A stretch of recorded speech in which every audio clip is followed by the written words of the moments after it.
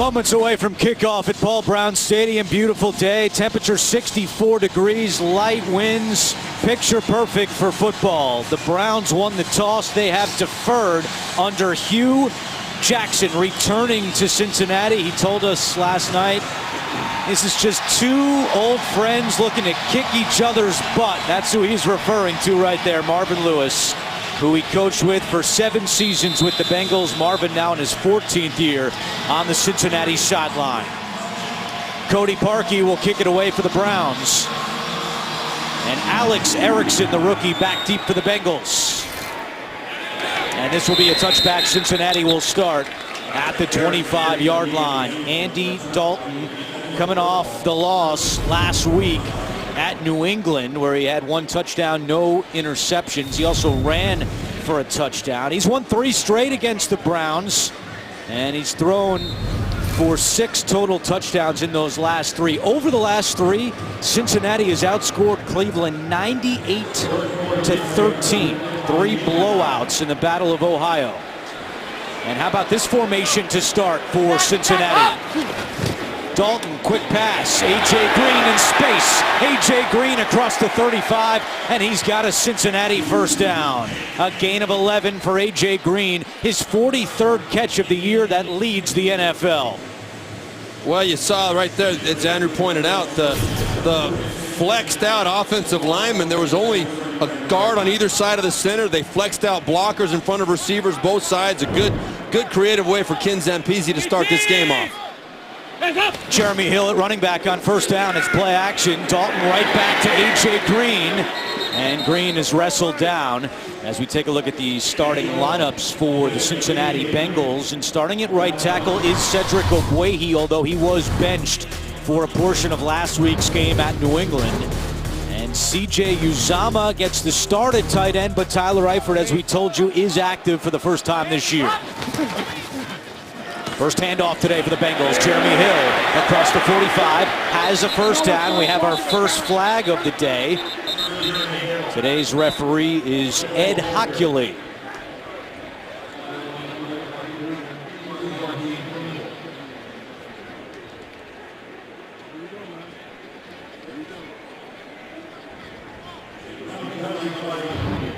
Illegal block in the back by the offense, number 18. The 10-yard penalty enforced from the spot of the foul. Repeat second down. That goes against A.J. Green. As we look at the starting defense for the Cleveland Browns, Danny Shelton had the first sack of his career last week in the loss against Tennessee. Mario Davis really made a big impact for this Browns defense since coming over from the Jets in the offseason. And Tramon Williams will start at corner in place of the injured Joe Hayden. Yeah, the one good thing about Tramon Williams, a 10-year veteran who's been mentoring all these younger players, so they're used to hearing his voice out on the football field. Brian Body Calhoun will also see a lot of time. He's matched up with A.J. Green right now. Dalton over the middle, completes it to Hill. He's got the first down into Browns territory and tackled at the 45-yard line by Tramon Williams, a gain of 13. I don't know what the Cleveland Browns were doing on this play. 2nd and 6 yards, and they flew out of there like it was a 3rd and long play. Gave Andy Dalton a nice, easy throw over the middle. On 2nd down, you give him a running back in front of him with all that room, Andy Dalton will pick you apart. 1st and 10 from the 45. Dalton back to the air, taking a deep shot down the field, and it's incomplete. Body Calhoun on the coverage. Pass was intended for James Wright. Yeah, this is it. They're going to take a shot. They got a look they like. Wright got some separation, and Body Calhoun does a great job of breaking this pass up. I mean, it could have been maybe a hair better throw, but that's just a great defensive play. No contact. James Wright thought he was going to tip it to himself, but Brian Body Calhoun coming through for the Browns, making a great play down the sidelines. First incompletion today for Dalton. He goes to the ground with Hill. Has some room up the middle. Jeremy Hill putting the moves on. First down and more. Hill inside the 20, 10, 5, and brought down inside the 5 by Jamar Taylor. A gain of 40 for Jeremy Hill. This is a Bengals running game that's been pretty stagnant all year, averaging less than 90 yards a game. Right here, though, nothing fancy. Handed it off the right side. The whole offensive line caved down the interior front of the Cleveland Browns, giving Jeremy Hill an easy lane. And then the cut. Look at how big that hole is. You saw right there. Obuehi, the second-year player that's been kind of struggling lately, did a good job right there creating some space for Hill to get up in there, and big run for the Cincinnati Bengals. Just the second run this season by Cincinnati that went for more than 20 yards. Jeremy Hill told us on Friday we need to get some bigger runs. He delivers on the opening drive for the Bengals. It's Bernard at running back on 1st and goal. They give it to Bernard. Has room and takes it in. Touchdown, Cincinnati. First rushing touchdown this season for Giovanni Bernard, and the Bengals take a 6-0 lead. Well, that's a run game on the first series of the game that was executed to perfection by the Bengals. Look at the wall of offensive linemen just absolutely getting to the second level. There is nobody free, and finally you see Davis trying to slide off and make that tackle. That offensive line absolutely dominated Cleveland's defensive front on that front opening series. And that is exactly the wrong kind of start for the Cleveland Browns. Mike Nugent on for the extra point. And what an early statement by the Bengals, getting it done through the air and on the ground. The big hill by run, and Bernard caps it off with the TD. 7-play, 75-yard drive for the Cincinnati Bengals. In the last 2 games, they've led for a total of 1 minute and 6 seconds. And here, early in the first quarter, they take the lead. Nugent kicks it away, and this will be Howard on the return for the Browns. Howard to the 25 and out of bounds right there. And Cleveland will take over on offense for the first time today under Cody Kessler, who's making his 5th consecutive start for the Browns. Last week, a career-high 336 passing yards, but he was sacked 6 times, a career high. And we spoke with Kessler last night. He said the game plan this week, I've got to get the ball out quicker. Even though he had success outside the pocket last week, he's got to get rid of it against this Bengals defense. Yeah, he may be running even more out of the pocket this week against Carlos Dunlap and Michael Johnson and Geno Atkins. The Bengals can get after the passer, and the Browns are going to have their hands full. Crowell at running back on 1st down. Up the middle, and Crowell takes it to the 28-yard line. Let's take a look at the Browns offense, and there is a change up front. Alvin Bailey is not starting at left guard. Spencer Drango gets his first start of the year, and Cameron Irving in his 2nd game back after missing time because of a pulmonary contusion. Andrew Hawkins, the former Bengal, now on the other side of the Battle of Ohio. Crowell picked up 2 on 1st. It's 2nd down and 8. Hey, no. Hey, Ricky. Empty backfield for Kessler. Pump fakes now on the run and throws and completes it along the far side. That goes to Ricardo Lewis. Drake Kirkpatrick on the cover. It's actually Rashard Higgins who brought it in. As we take a look at the Cincinnati defense, Carlos Dunlap leads the team with 4 sacks. Carlos Dansby, a former Brown, now on the other side of the rivalry, his first year with the Bengals, and Kirkpatrick, who just made that tackle in his 5th year out of Alabama. Yeah, the 1st-round draft choice in 2012, had a pick last week against Tom Brady. Really having a good, solid year. Opposing quarterbacks their rating only 70.0 against them this year. 3rd down and 6. Kessler fires over the middle, caught for a 1st down. It's the tight end, Gary Barnidge. And Dansby makes the tackle, but the Browns move the chains. Yeah, in the open we spoke about how Cody Kessler is completing 65% of his passes, and we've seen here he's completed 3 passes right away. This one for the 1st down. Sooner or later they're going to have to go down the football field. Terrell Pryor is not 100%. He's been struggling with a hamstring injury, but they've got to take some shots down the field to get this Bengal defense out from Cody Kessler's face in the pass rush. Duke Johnson at running back. 1st down and 10. Kessler to Johnson out of the backfield. He is stuffed. Vincent Ray bringing down Johnson. Yeah, once again, I mean, if You complete too many passes like that, you're going to be punting out of your own end zone. This is a play for negative yardage.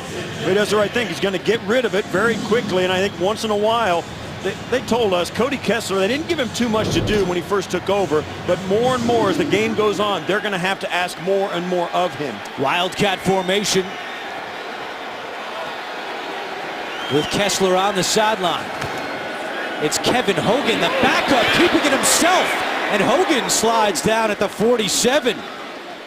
Kevin Hogan, in his second game as a backup quarterback, slides down his first touch in the NFL. The free agent rookie out of Stanford. They got two rookie quarterbacks on this roster. Kevin Hogan, not really known as a runner at Stanford, but right there, a nice little wrinkle that the Cincinnati Bengals obviously were not prepared for.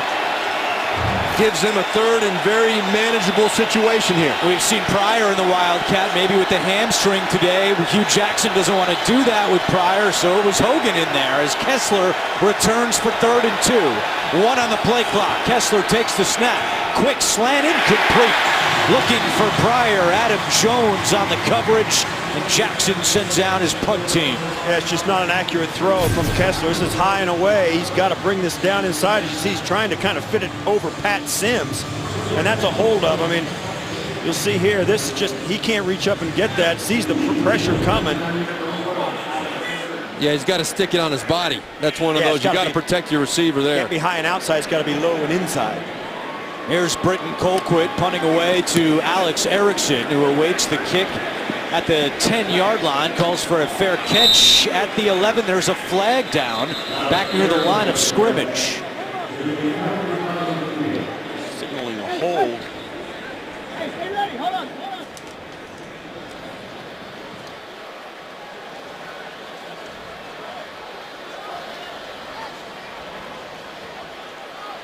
Here's Ed Hockley. And it is a hold against the Browns. Yeah, they're going to enforce the penalty after the kick. You see Marvin Lewis wanting to back them up inside their own 10-yard line to start this next drive. Holding by the kicking team, number 47. Cincinnati is elected to enforce that penalty from the dead ball spot after the return. They keep the ball, 1st down. Cincinnati football, when we come back, they lead 7-0. The NFL on CBS is sponsored by Southwest. Yes to low fares with nothing to hide. That's transparency. Progressive. Handing off big savings to you. And by Honda. Great deals are waiting for you at your local Honda dealer.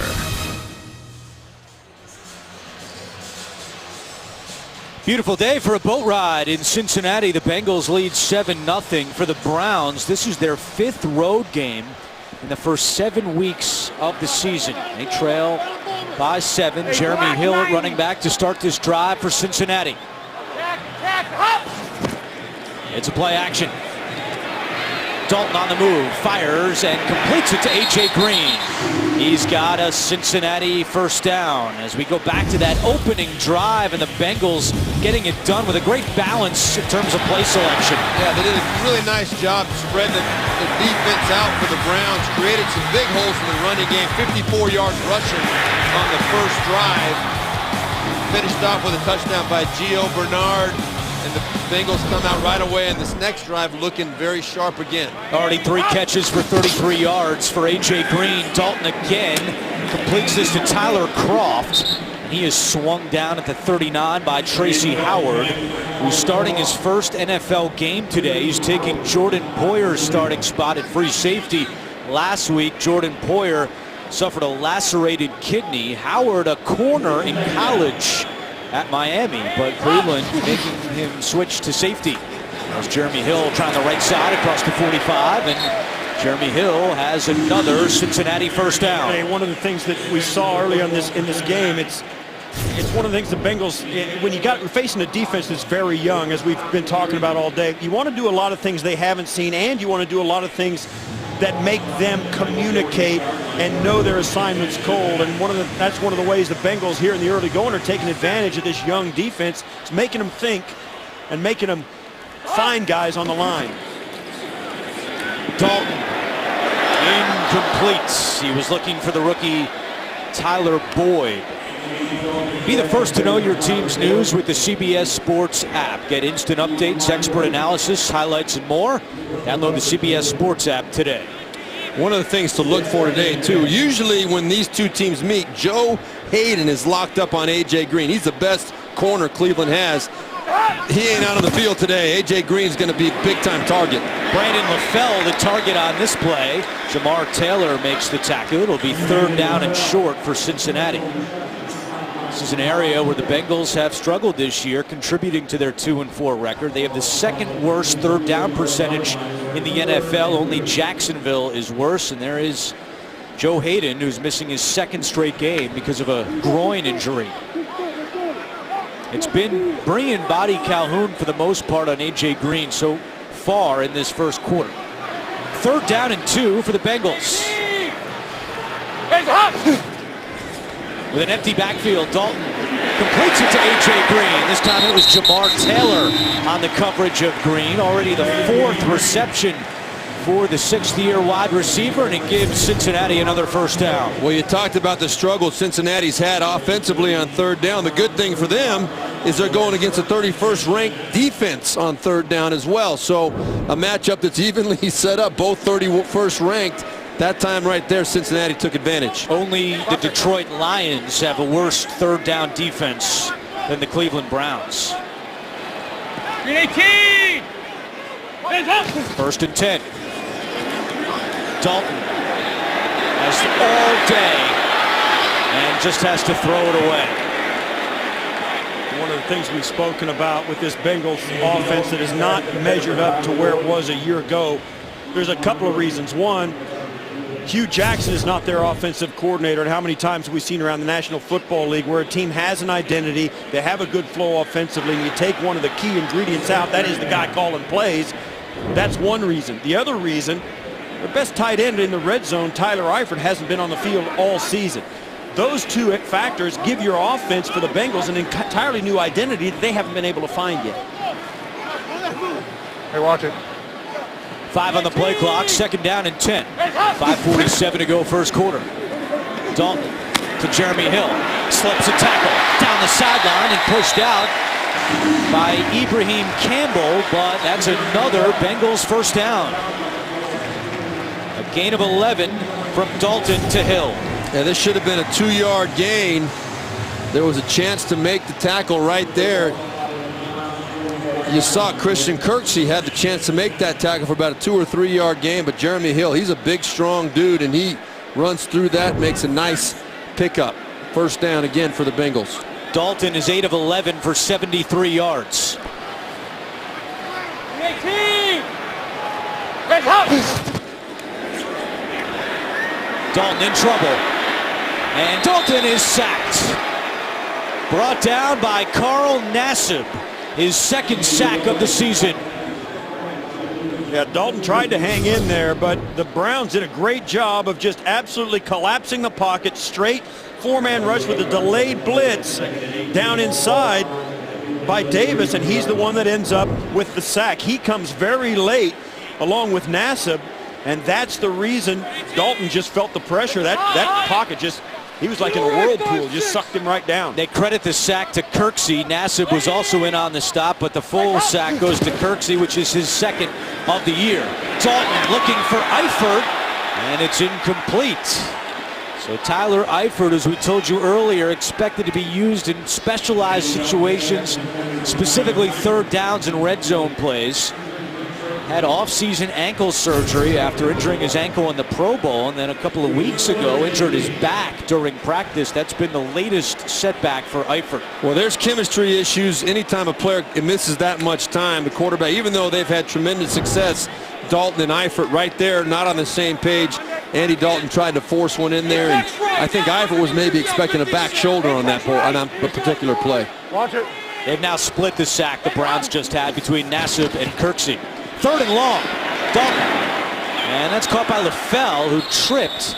And he is short of a first down. Tremont Williams makes the tackle, and Marvin Lewis will send out Mike Nugent. It's a small victory for the Browns. That sack they got back on first down was really the reason that the Bengals have to settle for a field goal here. There's a 4-point sack that's going to end up helping the Browns and putting the Bengals once again on the short end of the stick in the red zone. The 20th time that Dalton's been sacked this year, second most in the NFL. The 10th time on first down, which is very unusual.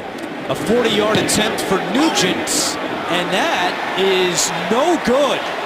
First time this year that Nugent has missed inside of 50 yards. So with 3:42 to go in the first quarter, the score remains 7-0 Cincinnati.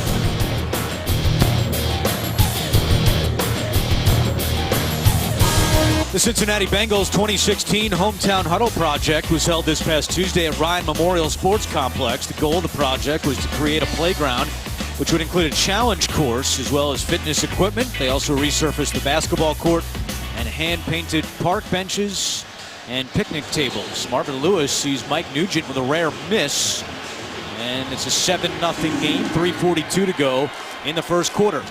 Second drive for the Browns. Kessler was 3 of 4 for just 10 yards on the opening drive. On first down, they give it to Crowell, reverses field across the 35. Crowell breaks free to midfield. George Aloka made the tackle, but not before Crowell picks up 21 yards. When in doubt, go behind your all-pro left tackle, number 73, Joe Thomas. On that play, doing a great job getting some movement, and Crowell hit that hole hard. The Browns' rushing offense has been struggling the last 2 weeks, only 67 total yards. They need to see more of that. 23rd time the Browns have carried for more than 10 yards this season. That's third in the NFL. First and 10 from midfield. Kessler, play action to Crowell out of the backfield. Spins away and takes it to the 40 for another Cleveland first down. Yeah, Vontaze Burfict missed that tackle, and as we saw what happened to the Browns going the other way with the Bengals missing tackles. Missed tackles are the #1 cause of bad defense in the NFL. Forget schemes, forget effort, forget talent. The team that tackles the best wins, and you've seen already a couple of tackles missed on both these defensive sides of the football. How about this formation for Cleveland? Yeah, very similar to what the Bengals did. 2 offensive linemen split out left here. Johnson in motion. Kessler keeps it himself, and not much doing. It was Burfict who came up to make that tackle. Now, if you listen to the NFL Today, you heard Bill Cowher say that he thinks Burfict should not even be out here right now, that he should be suspended for his actions last week, where it appeared that he may have stepped on LeGarrette Blount and also went low on Martellus Bennett. He was fined $75,000. He is appealing that fine, but no suspension. And Bill Cowher with some very strong opinions earlier today on CBS on the NFL Today, saying Burfict shouldn't be out there as Johnson gets the carry. What do you guys think of the decision not to suspend Burfict this week? Well, Coach Cowher is not the only one that feels that way. When you see a pattern going on like this, and you talk to the Bengals, they defend Burfict, and they talk about how he's learned his lesson, he's changed, and he's matured, and he's grown up, and then you see what happened last week.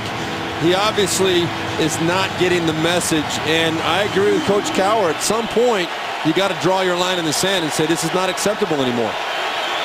Third down and 11.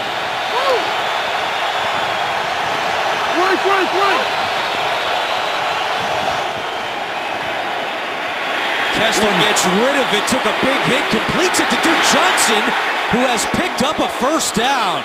Cody Kessler took a big shot, but Johnson with 13 yards and a Cleveland first. Wow, this is a great job by Kessler. Watch the shot he takes. Bang, right there, right in his kisser. Marcus Hunt right up underneath him.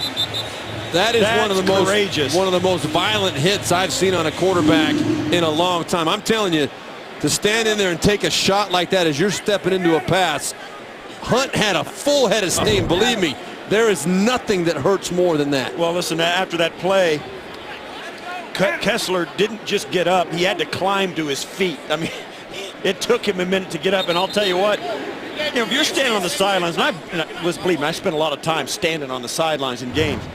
That picks your team up when you got a young guy or any guy who makes a courageous play like that quarterback just did. Took a shot to the mouth, released it, got a 3rd and long, got his help. Everybody gets picked up when your players that you're counting on come through in situations like that. Perfect, the injured Bengal. They're looking at him on the sideline. Remember, Kessler injured his ribs against the Patriots a couple weeks ago. Told us last night he's feeling okay. That was a big shot. 1st and 10 with 30 seconds to go in the first quarter. Kessler has time and completes it to Pryor at the 15. Another Cleveland first down. But we saw the shot that Kessler just took and came back with a nice pass right there. Very impressive bounce back quickly after that shot. Sacked 6 times last week. Took a lot of shots as well. And you know, the point I think that needs to be emphasized here, he's not going to hold up taking those kind of shots. That's the end of the first quarter. Cincinnati leads, but Cleveland on the move.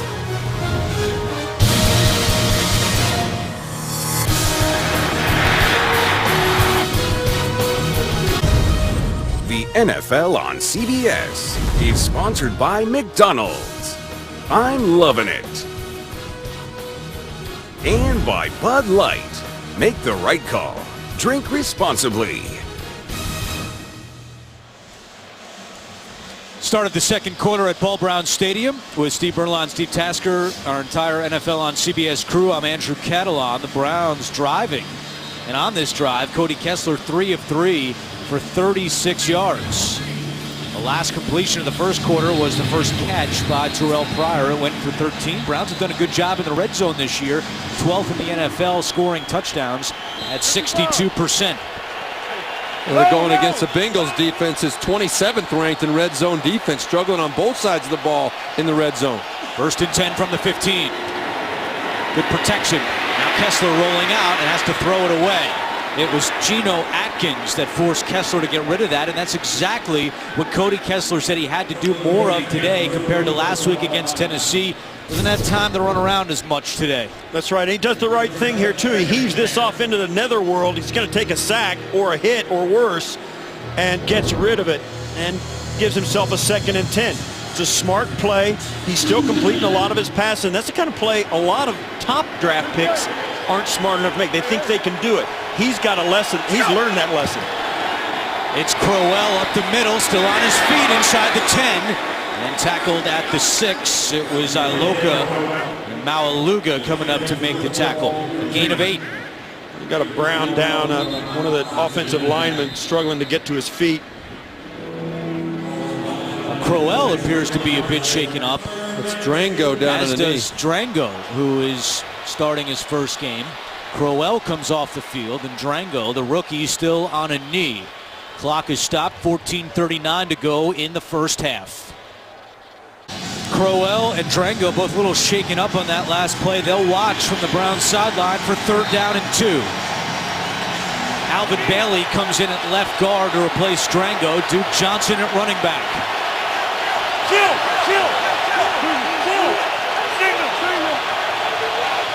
Kessler out of the shotgun. Gives it to Johnson. Trying to get that first down and some pushback at the 5. And I don't think he got it. Yeah, they got him marked short of the 5-yard line. They had to get to almost the 4 for the first down. That's a spot where the Browns certainly miss Crowell, the bigger of the two backs between Johnson. And now they're going to send that field goal unit on, perhaps. Yeah, here they're going to go for 3. Looked like they, from up here it looked like a much closer spot than it ended up being. They're 2 yards short of the first down. I thought it was going to be inches short. No, and so did the Browns bench, and they were standing over there thinking they had gotten the first down. Yeah, that side judge came running in from this side, from our side, both short of the 5-yard line. There's only 3 seconds on the play clock. Browns have to hustle, and they're not going to get it off. Yeah, it's less than a PAT anyway, so they're not going to worry about that. Delay of game, offense, 5-yard penalty. It's 4th down. And that comes from the misunderstanding on the Browns sidelines. They thought it was a much better play, much closer. They thought maybe they would measure. It never got to that point, and they got caught standing.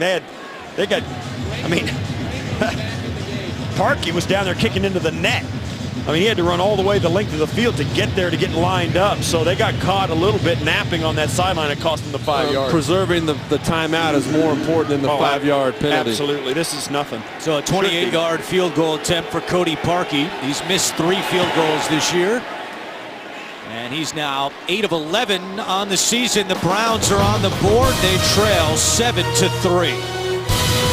Play 60-yard drive for the Browns, culminating with the 28-yard field goal from Cody Parkey. We've got a 7-3 game here in the second quarter.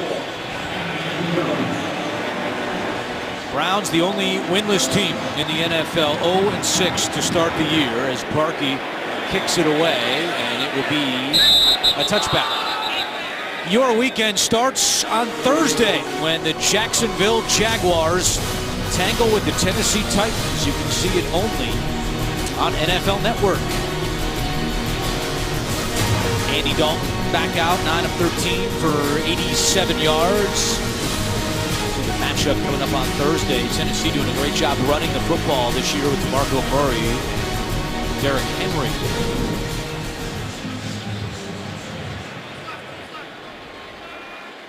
First down and 10 from the 25-yard line. Gio Bernard at running back.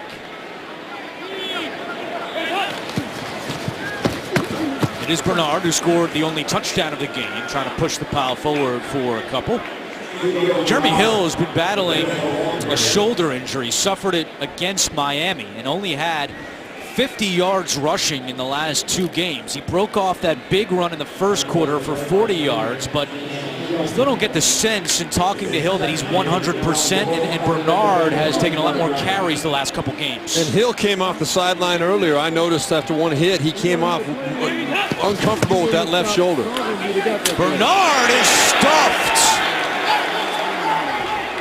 That is Christian Kirksey coming up to make the tackle. He leads the Browns coming into the game with 50 tackles on the season. Well, this is how you play linebacker. You find the run, and then you run up through the gap. The defensive linemen soak up all the blockers. The offensive lineman can't get off onto the linebacker, and Kirksey runs a straight line to Giovanni Bernard, and wow, crushes him for a loss. That's his 20th tackle of 2 yards or less, the 4th most in the NFL, and it creates 3rd down and 10 for the Bengals. Pressure coming, Dalton pump fakes, now throws on the run and throws it away. Good pressure up front by the Browns, and they force Cincinnati to go 3 and out. Yeah, and that's a run game for Cincinnati that's just not effective enough. A good little 2-yard run, then a 2-yard loss. And then a big pressure down for the Browns. They get into Dalton's face and force him to throw it away. That's the recipe for success for the Browns, and that's why the Bengals have struggled offensively. They can't get into a 3rd and short. Duke Johnson back deep as Kevin Huber gets set to punt for the first time today.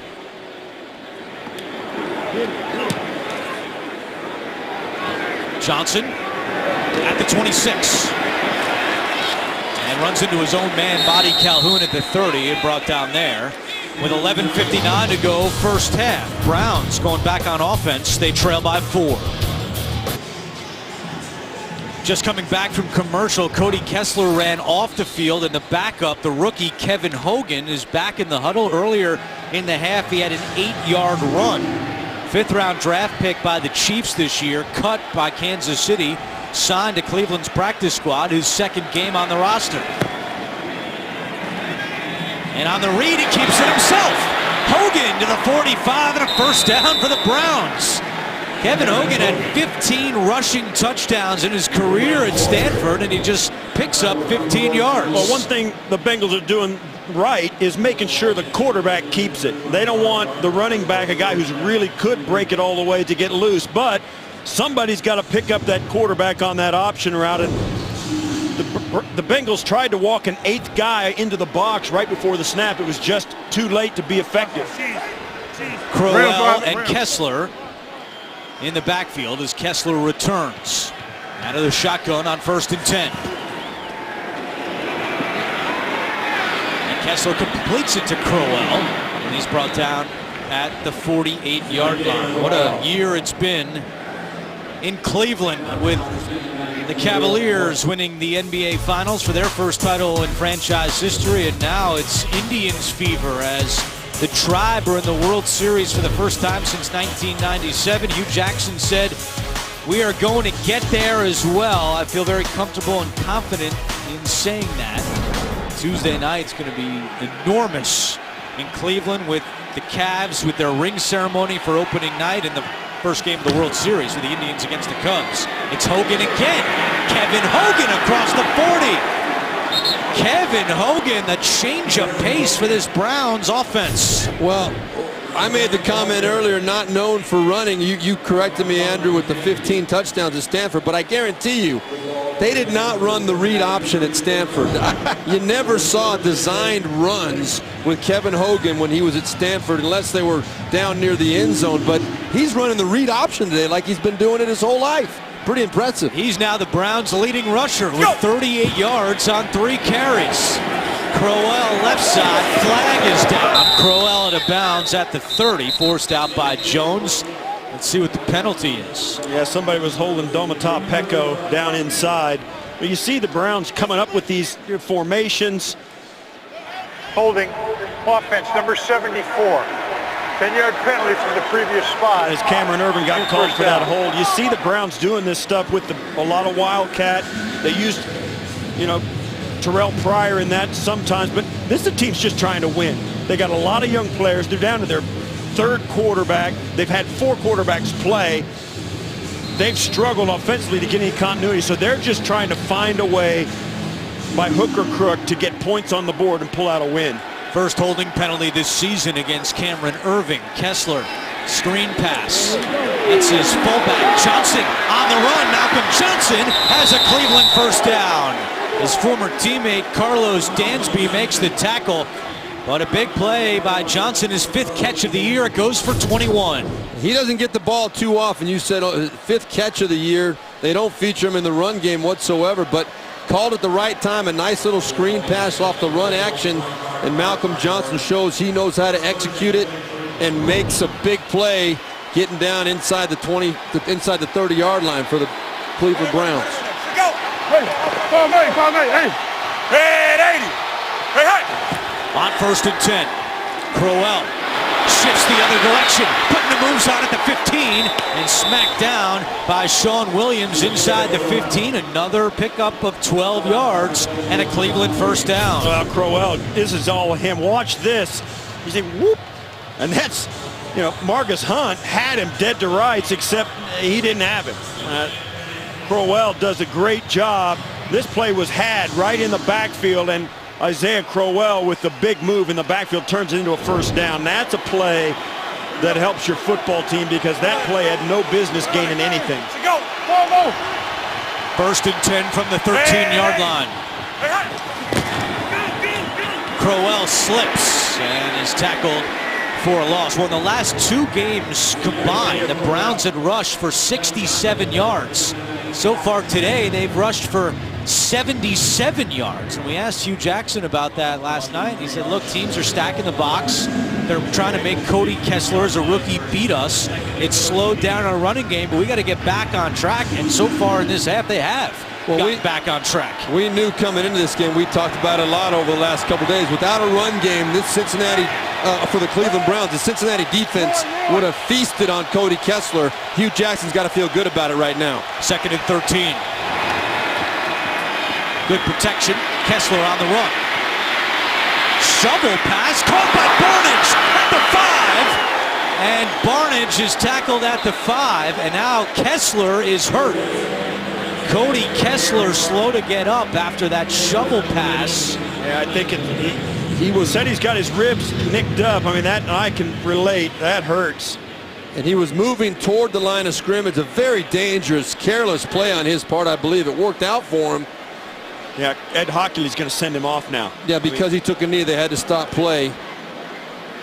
Well, he has to come off anyway, but I think Ed Hockley said he's going off anyway. That's an official could do that if Kessler tried to stay in. But watch. Yeah, and he got hit. Carlos Dunlap hit him. But as he goes down, Domata Peko's running by and grazes his head. So there's that as well. Barnage does the great one-handed grab to turn something out of nothing. And Kessler's going to get evaluated. Yeah, he took the knee, and that had to stop play for him, so he's got to go off. And then if they determine head potential injury, they've got to go into concussion protocol now. So Kevin Hogan, who has 3 carries for 37 yards, comes in on 3rd and 2. He has not attempted a pass in his NFL career.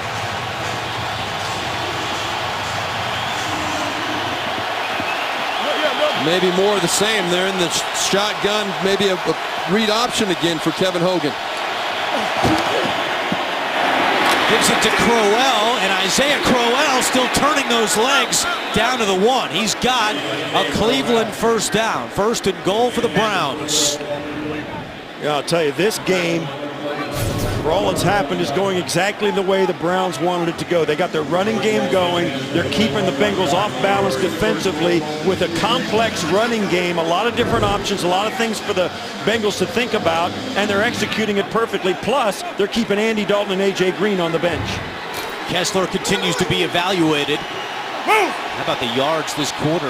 None for the Bengals, 87 for the Browns. Crowell on 1st and goal from the 1. Takes the handoff up the middle and in. Touchdown Browns. Team leading 4th rushing touchdown this year for Isaiah Crowell. And the Browns have their first lead of the day. Well, that was way too easy. The Cincinnati faithful here not happy at all. This defense, generally speaking, is a very physical, dominant, run-stopping defense. They have had no answer for the Cleveland Browns today. Way too easy running the football. And you saw Perfect exchanging words with Malcolm Johnson after that play. Something to keep an eye on. Excuse me, Andrew. That was great work up front. John Greco, right guard, double teaming on the outside to Carlos Dunlap, coming back inside and getting a piece of Geno Atkins. Here's Parkey for the extra point, and it's good. With 6:20 to go in the second quarter, Cleveland has taken a 10-7 lead. Isaiah Crowell, his 4th rushing touchdown of the year. The NFL on CBS is sponsored by Touch of Gray for that perfect salt and pepper look. Verizon. Welcome to Verizon LTE Advanced, the next-gen network. And by Intel. Upgrade to a new PC with powerful performance. Back in Cincinnati, the Browns lead 10-7 with 6:20 to go in the second quarter. Parkey kicking it away. And it's Adam Jones on the return. Jones is wrapped up at the 18-yard line. Campbell in on the tackle on special teams. And a moment ago, Cody Kessler leaving the Browns sideline and going into the Cleveland locker room. With NFL Game Pass, replay the games you missed with condensed games in 45 minutes or the full broadcast versions. Get the new midseason offer today at NFL.com/Game Pass. On 1st and 10 for the Bengals, it is Gio Bernard on the carry, taking it close to the 30-yard line, about a half-yard shy of a first down. Well, the more we see Giovanni Bernard, the more I'm convinced that Jeremy Hill has an issue with that left shoulder. He told us yesterday he felt great, but he has not been in there since he came off nursing it. Back to Bernard trying to pick up the first down on 2nd and short, and he does. And it's been confirmed that Cody Kessler is being evaluated for a concussion right now in the Browns locker room. You see Clint Bowling mixing it up with a couple of Browns players there at the end of that. And the Bengals going, I think, a little bit of pace here now, going kind of a muddle huddle. I think that's for no other reason to get a spark, I think, offensively. A.J. Green at the top of your screen on 1st and 10. Back to Bernard. And Bernard picks up a couple of yards as we approach 5 minutes to go in the second quarter. You know, I'm really surprised that we have not seen a concerted effort out of Andy Dalton and Ken Zampese to get the ball to A.J. Green. They're getting a lot of single safety on 1st and 2nd down, which is ideally what you want. You got a one-on-one matchup with arguably one of the top 2 wide receivers in the NFL against weak corners that Joe Hayden's not even on the field, Cleveland's best corner, who usually follows A.J. Green around. You got to give him some chances to make plays. Roddy Calhoun matched up with Green on 2nd and 7. 3 on the play clock. Dalton takes the snap out of the shotgun. Over the middle, diving catch is made into Cleveland territory. Brandon LaFell picks up 21. Now this is just an all four up the seam. Dalton picks his side, and when you get that safety on the outside, the receiver will break it into the middle of the field. Dalton sees it the same way the receiver does. And as the Bengals try to go no huddle, the Browns take a quick timeout. No, Hugh Jackson appears to have thrown the red challenge flag because he thinks that pass was incomplete. On the field that the pass was complete. That's why the Bengals ran to the line, trying to get the snap off as quickly as possible. You know what? That may be something Hugh Jackson recognizes from his days here. That's a signal he saw. He may not win that challenge. The NFL on CBS is sponsored by Geico. 15 minutes could save you 15% or more on car insurance. And by Auto Trader. Find your perfect new, used, or certified car on Auto Trader.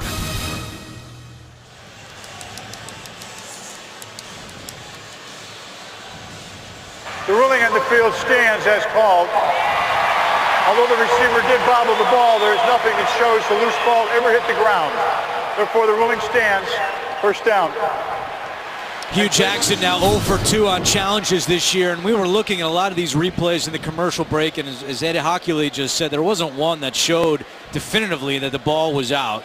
So the call on the field stands. LaFell has 3 catches for 39 yards. Yeah, if you could had an angle where you could see the ball hit the ground before he had control of it, no doubt it would be worth reviewing. But right there, nothing clear. So first down and 10. Dalton looking for LaFell. He's wide open. He's got it and kicks it in, but there's a flag down. And it's possible this is coming back. This could be against Brandon LaFell. I think they're calling it against the defense. They had a collision at the top of the route. Like, it could go either way, but I really felt like it was the defensive player impeding the offensive player. Yeah, Jamar Taylor was in coverage, and he's walking towards the goal line. He thinks it's going to go against him. Right here is Jamar Taylor. Illegal contact, number 22 of the defense. A penalty is declined. Touchdown. No question about it on the replay. Brandon LaFell with his team-leading 4th touchdown catch of the year. A 44-yard score, and Dalton and the Bengals go back on top. Well, if they are indeed calling it on the coverage on LaFell, it was Jamar Taylor. It was not Tramon Williams.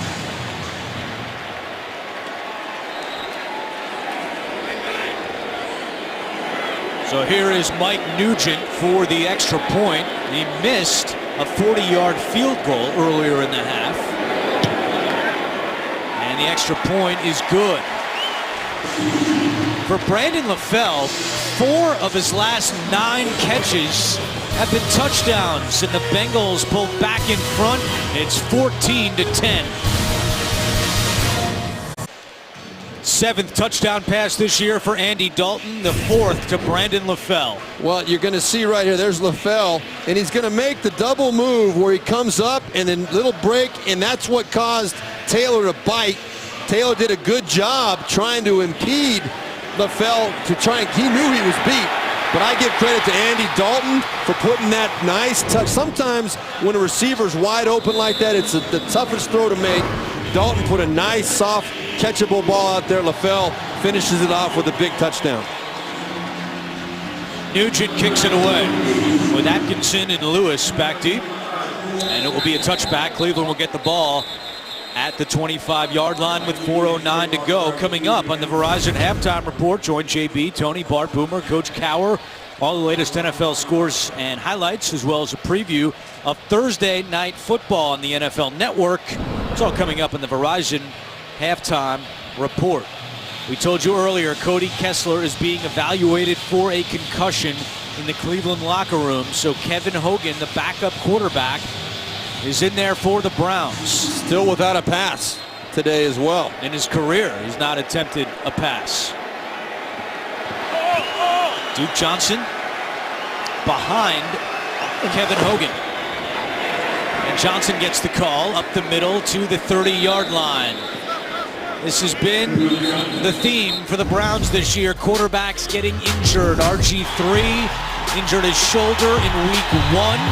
Josh McCown still not clear to come back after a collarbone injury against the Ravens. Kessler, this is the shot we referenced earlier, his ribs against the Patriots. Charlie Whitehurst had to come in. He injured his knee, and then the Browns got rid of him. And today it's Kessler who is being evaluated for a concussion. There is Josh McCown, who's missing his 5th straight game. Hogan looking to attempt his first NFL pass, and he completes it to Barnidge for a first down at the 42-yard line. A gain of 13 for Kevin Hogan in Cleveland. Very nice job by Kevin Hogan, buying some time in the pocket, stepping up and delivering a strike. And on that note, you talk about the quarterback issues. Joe Thomas is in his 10th year, the Pro Bowler, future Hall of Famer. He has protected 20 quarterbacks over the course of his career. There's no organization that's been through the quarterback struggles the Cleveland Browns have. And now Hogan is number 21. Hogan in trouble, throws it, and it's caught. Somehow Gary Barnidge is able to bring that one in as Kevin Hogan was able to stay on his feet. Okay, so Kevin Hogan went to Stanford last year. He's a 5th-round draft pick from Kansas City. He was in training camp with the Chiefs all through August and July and August, and ends up taking snaps here in Cleveland, the 5th guy to do so. That was a heck of a play. And that was an unbelievable throw. I mean, how deep, how much is his head swimming right now?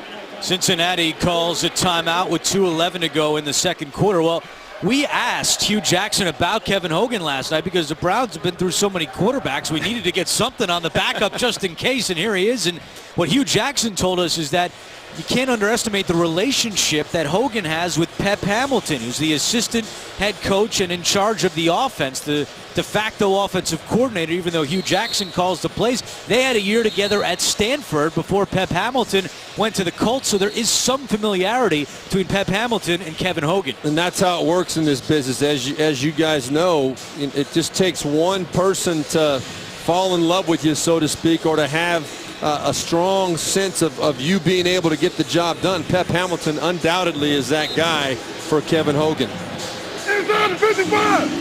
2 timeouts left for each team in the first half. So go. Yeah, easy, easy, easy. Hey, Brown's playing corner. What? Brown's playing corner. Liz. Hurry, hurry. So go. Hogan looking to the air again. Now flushed out by Atkins. Hogan on the run just throws it away. It was Geno Atkins who forced Kevin Hogan out of the pocket with 2:03 to go. Well, it doesn't take long for the Bengals to figure this out. They pack the box with 8 guys. They're daring Hogan to throw this football, and Hogan just can't get it done. I mean, if you're going to put 8 guys in the box, the Browns are now going max protection to give him all kinds of help back there. But they've only got a couple of guys in the route, and if those guys don't come open, Hogan's got to throw it away. You can look for the Bengals. Now the Browns are countering it now by going 4 wide, forcing them to spread it out. 2nd and 10. Pressure coming. Hogan is crunched. Pass is batted down and incomplete. And Hogan took a shot. Well, I'm going to tell you, the Browns are going to go through another quarterback. Kevin Hogan doesn't know what to do when this blitz comes. He's lucky to get back up on his feet. 2-minute warning. Kevin Hogan got crunched on that last play by Sean Williams and Michael Johnson. He's been under pressure since entering for Cody Kessler, who's being evaluated for a concussion. 3rd down and 10 for the Browns. 3 for 5 on 3rd downs today. Hogan steps up. He's already shown off his legs in this half, and he's going to be tackled 2 yards short of a first down. Carlos Dansby makes the tackle, and decision time for Hugh Jackson. Yeah, he's going to leave. It looks like he's going to leave the offense on the field, or maybe switch it late and decide to punt it very late. They've got guys huddled around Hugh Jackson. Now it looks like he's calling a play. Yeah, it's a 56-yard kick if they want to go for a field goal. And I think with 1:28 and counting, they may let this go all the way down to the end of the play clock and just take the delay of game so that they don't give Andy Dalton and the Bengals time. They're just going to take a delay of game here. That's a smart move.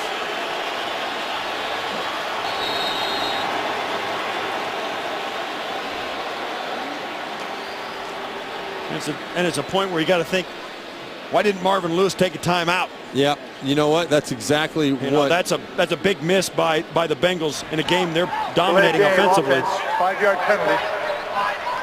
It's 4th down. I think this is a game where Marvin Lewis has got to think his offense is playing pretty darn well. I'd love to hit the ball back, and they missed an opportunity there to get a timeout and save them maybe 3 plays or an extra first down, a chance to get a field goal coming back the other way before halftime. So the Bengals will have 2 timeouts as they are set to get the ball back, with Colquitt punting away to Alex Erickson, who's awaiting the punt at his own 8-yard line. High end-over-end kick. Erickson calls for a fair catch at the 14-yard line with 1:03 to go until half. Coming up on the Verizon Halftime Report, JB, Tony, Bart, Boomer, Coach Cower. They'll have all the latest NFL scores and highlights. Also a preview of the Thursday night game between the Jaguars and Titans, which you can see on the NFL Network. It's all coming up on the Verizon Halftime Report. Total yards since that first quarter have been in favor of Cleveland. But the Browns trail 14-10. Cleveland has trailed 64% of the time this year in its games, the most in the NFL. Dalton out of the shotgun, hands it off to Bernard. Does not appear like Marvin Lewis wants to push it with 2 timeouts and a minute to go. Yeah, and you see, we got on Marvin Lewis about not taking the timeout to save that time. I think what he wanted to do was save the timeout so we would have him to use now. Exactly. But then you come out and put it on the ground and run it for 3 yards. That, to me, that doesn't make sense to me. Well, I think he's probably thinking they're probably going to pin us back in our own end of the field. You know, if we get a return or if we can pop a run, I would have liked to see him throw a screen pass or something like that to maybe see if they can pop a big yardage play and get into where they have a possibility of getting points. Yeah, the trade was a 40-second play clock or 1 timeout, and he chose the 40 seconds and kept the timeout. Cleveland called timeout there. They have 1 left. Back on the ground to Bernard, who's wrapped up at the 26. So boos here from the fans. Yeah, they can go now. Stadium. They can go now. And now Cincinnati has called timeout with 45 seconds to go. They have 1 remaining. Now, Hugh Jackson called that timeout to make sure that if the Bengals are just going to run it up the middle, they were going to keep the ball. They were going to get the ball back. See, that Hugh Jackson, I think, was on top of that.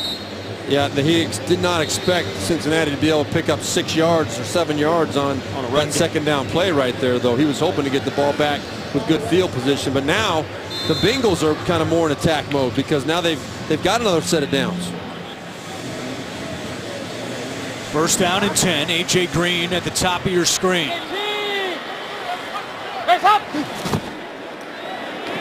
Dalton time completes it over the middle to Tyler Eifert. And that is his first catch of the season. Big hand from the fans here at Paul Brown Stadium. Now they go hurry up. Looks like they're going to try and run a play, not spike it on a 2nd and short. And LaFell at the bottom of your screen was signaling I've got single coverage with Taylor. Dalton looks the other way, completes it along the sideline to A.J. Green out of bounds at midfield. That is the 5th catch today for Green. And there's 20 seconds remaining. If they're going to continue to cover A.J. Green with a single defensive back, that is exactly where Andy Dalton should go every single time. Now they need 15 yards, 14 yards, about to get to the 35-yard line, make it a 52, 53-yard kick. And they can use the middle of the field because they do have 1 timeout left still as well. So that was the first catch for Green in the last 18 plays for the Bengals. Good protection. Now Dalton in a little bit of trouble and he goes down. Sacked on the play by Emmanuel Ogbah, the rookie out of Oklahoma State, with his second sack of the season. And Andy Dalton is too experienced to take this sack right. It's the one thing you can't do. He had plenty of time to step up and get rid of that ball one way or another. There was not quick pressure on him. He cannot take a sack in that situation. Throw the ball away, save the last time out that you have, and give yourself a chance to make a play over the middle and get yourself in field goal range. They did have to call timeout. That's the final timeout for the Bengals. Yeah, that sack is huge for the Browns. Huge. Now the Bengals have to work the ball to the sideline. They don't have enough time to get it over the middle and get up on the ball and spike it. Yeah, the sidelines and deep down the sidelines as well. Dalton to the sideline, completes it to Bernard, out of bounds with 7 seconds left. If he could have kept his feet, he could have picked up another 5-7 yards. That is inexcusable right there. Gio Bernard has got to stop short of the sideline, and Andy Dalton's got to stop him with the ball short of the sideline. You're right, Andrew. If he catches this ball, look at that. He goes down the sideline. There's nobody within 15 yards of him. He's going to get it in the field goal range right there. That's Pop Warner football right there. Those two pros need to find a way to keep that ball inbounds, let him run down the sideline. 3rd down and 9. So the options here, they toss one in the end zone or a quick out route to try to get in field goal range. Looks like they're going to go deep. Dalton to the end zone, down the field, and it is deflected and caught! Touchdown! A.J. Green! Prayer answered for the Bengals!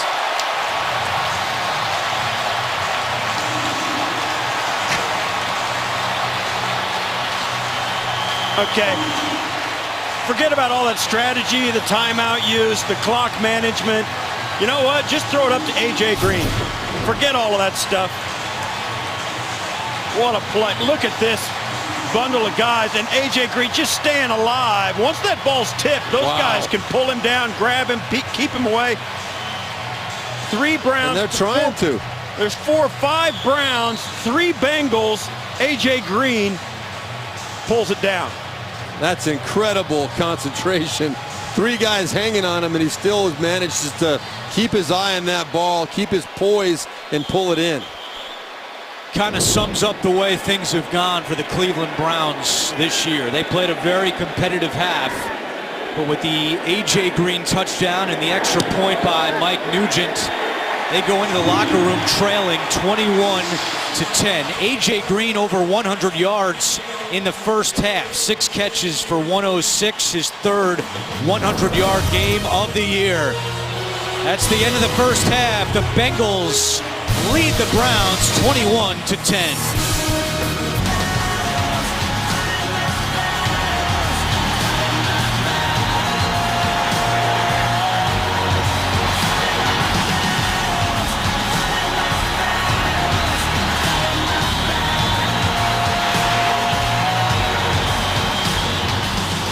Halftime in Cincinnati, and the Bengals lead the Browns 21-10. Back in the booth with Steve Berlon and Steve Tasker. I'm Andrew Catalon. Double whammy for the Browns at the end of that half. Not only do they lose Cody Kessler to a concussion, he will not return in the second half, but then the Hail Mary from Andy Dalton to A.J. Green. More bad luck for the Cleveland Browns. Well, it's tough to be a Browns fan, I'm sure, right now. With the way things seem to fall in place for this team, you don't ever want to complain and whine and think you're snake bitten. But if there ever is an organization that was, it's the Browns right now. They played a good first half of football, but they're still down 11 points because of a fluky Hail Mary at the end of the half. All right, but one issue is you got to look back, and the whole story that the league looks at and watches the Cleveland Browns, their quarterback situation. RG3 got hurt outside the pocket. So did Charlie Whitehurst. But you look at Josh McCown, you look at Kessler, and now Hogan. Those guys are taking some massive shots standing right in the pocket. That's got to stop. Let's go back to that Hail Mary play from Andy Dalton to A.J. Green. It's featured in our Who Are You Lovin', presented by McDonald's. Off the deflection, A.J. Green with the touchdown catch. And it is 21-10 in favor of the Bengals at the half as they try to get to 3-4 on the year. Browns still winless at 0-6. Andy Dalton in the first half, 15 of 20 for 232 yards and the 2 touchdown passes. The other one was to Brandon LaFell. Browns do get the ball to start here in the third quarter. They'll begin at the 25-yard line, and it will be with Kevin Hogan under center. Cody Kessler out for the rest of the game with a concussion. As we take a look at the first half numbers, and you see 306 yards of offense for Cincinnati. Cleveland gives up the 4th most yards on defense per game in the NFL, averaging over 400, and Cincinnati well on its way. Yeah, this is a game where Cincinnati got off to a pretty good start. Their opening drive was really impressive. Then they stalled, and then, of course, they got the miracle play to end the half. Makes it look pretty good for them. Crowell, the running back, on 1st and 10. And he takes the handoff, trying the left side. And Crowell gets maybe a yard. In the first half, Crowell had 7 carries for 45 yards. Yeah, you got to feel like if you're the Browns, you go in at halftime, and their game plan has not been bad. Although now you got to wonder how much Kevin Hogan has on his plate as the quarterback. They're going to have to strip back the play menu and make sure they give him things he's very comfortable with. And how long that menu is how successful they're going to be. Quick pass to Andrew Hawkins, the former Bengal, is taken down by George Iloka. As we take a look at Kevin Hogan's day, and got it going early in the Wildcat on the ground. In that first half, Hogan had 4 carries for 44 yards. Unfortunately, if Wildcat is the big thing on his menu, they can't run that now. They cannot lose Kevin Hogan. I mean, Terrell Pryor, that's all you got. As your emergency quarterback, they got to take all that Wildcat stuff off the table because Kevin Hogan's too valuable all of a sudden to run the Wildcat. 3rd down and 5. Lucky! Cleveland 3 for 6 on 3rd downs in the first half. Hogan fires sideline, caught by Pryor, and we'll see where they spot him. It's going to be very close to a first down. It was Kirkpatrick on the coverage. They're giving him the first down. They are giving him the first. But I don't even know if you can call it a Wildcat with Kevin Hogan at quarterback, because he is a quarterback himself. So, but it's a substitute package right there. He does a nice job of delivering a strike on the outside to pick up the first down to Terrell Pryor.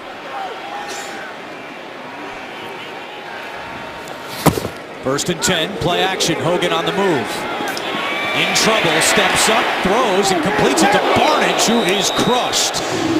And that is Vontaze Burfict with the big hit on Browns tight end Gary Barnidge. Well, Barnidge is going to catch this. He's going to thanks, but I'd rather not next time. He throws this, and look what happens. He turns upfield, and yeah, Burfict is up right there waiting on him. Well, the other thing on that play too, Kevin Hogan, he pulls up like that and comes back inside. If he does that, he's not going to survive this game, because at this level, there is always somebody big and mean and fast coming behind you. That time it was Carlos Dunlap, who Hogan was just able to elude the tackle. Crowell to the 45, into Cincinnati territory, and a Cleveland Browns first down. Isaiah Crowell has done some good running today for the Browns. He only had 16 yards rushing last week, but he's got 59 today on the ground. Well, you see the dilemma right there that the Bengals are in when the quarterback is reading the defensive end. That was Michael Johnson. He freezes for a second. Kevin Hogan gives the ball to the running back up the gut. If Michael Johnson comes up the field, it's a whole different ball game. Crowell again. And he gets inside the 45-yard line. Isaiah Crowell the last couple games has been slowed down by opposing defenses. We talked about it earlier. Hugh Jackson told us that teams were stacking the box, forcing Kessler to beat them, and it had a big effect on Crowell, who averaged less than 2 yards per carry over his last 2 games. But he's got it going today as this pass is complete to Hawkins. And Hawkins still on his feet inside the 30. Andrew Hawkins down to the 29-yard line. Will Clark finally made the tackle, but not before a gain of 15. One of the things they're doing now is getting the ball right out of Hogan's hands fast, which is a smart thing to do. Also in that running game, it's obvious they are still running that stuff that we've been calling it Wildcat, the quarterback option stuff, but it looks as though they told him, make sure if there's a doubt, give it to the back. And on that play, getting it to Hawkins and getting it out of Hogan's hands, that's exactly what the Browns have got to do right now. Balanced drive for Cleveland. 3 on the ground, 4 through the air. 8th play of the drive. Hogan doesn't see anybody, steps up, has some room to run. Inside the 20, still on his feet. Cuts back. Kevin Hogan dives.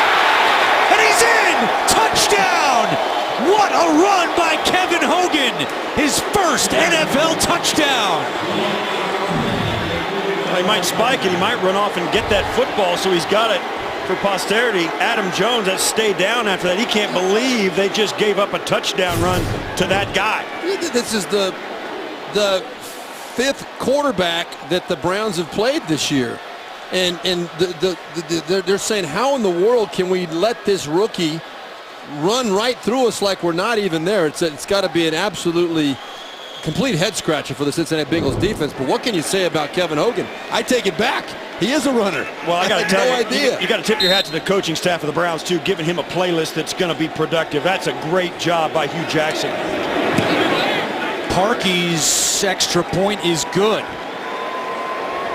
Last year, Hogan and Stanford beat Cody Kessler and USC in the Pac-12 championship game. Hogan getting it done for the Browns here today. Tomorrow, TV's #1 new comedy now starts a half hour earlier. Don't miss special guest Ray Romano when he visits Kevin Can Wait. Tomorrow, 8/7 Central only, CBS. So Kevin Hogan running the Browns offense with the touchdown run. He has 5 carries for 72 yards. And this will be a touchback. Cincinnati will start at the 25 when we come back. The lead is down to 4. The NFL on CBS is sponsored by Southwest. Yes to low fares with nothing to hide. That's transparency. Charles Schwab. And by Toyota. Let's go places. Screening saves lives in the NFL and the American Cancer Society encourage everyone to join in the fight against breast cancer. Learn more about a Crucial Catch Day, which is this Tuesday, October 25th, and find out how you can help make a crucial catch at NFL.com/pink. 1st and 10 for the Bengals, 10:43 to go, 3rd quarter. Jeremy Hill only had 3 carries in the first half. They were all in the first quarter, and Emmanuel Agba was able to stop him on his 4th carry of the game. Well, it's good to see Jeremy Hill out there. We talked about it a little bit in the first half, worried about that left shoulder. For him to come out in the second half and play is very encouraging. They need a little bit of depth at that running back position. That's one of the things that's always been a strength with these current Cincinnati Bengals. Hill picked up 1. Eric Winston at right tackle in favor of Cedric Ogbuehi. 18. Hands up. On 2nd down and 9. It is Hill again. Has some room on the right side. Jeremy Hill breaks free. It's a foot race to the end zone. Hill at the 20. Hill takes it in. Touchdown. 74 yards.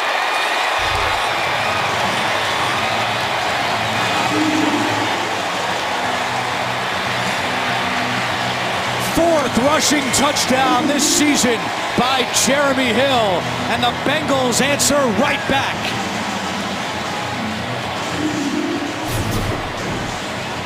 You're going to see the shift come over, and then it's not all. Watch as these 2 guys pull after the play snap. They're going to pull and come around and lead out perfectly executed run game as they lead Hill right around the end. Everybody gets a hat on a hat, and it takes so long for the safety to get up there, it's too late. What a great run design by the Bengals. Nugent for the extra point. Since 2014, no running back has more rushing touchdowns than Jeremy Hill. That's his 24th.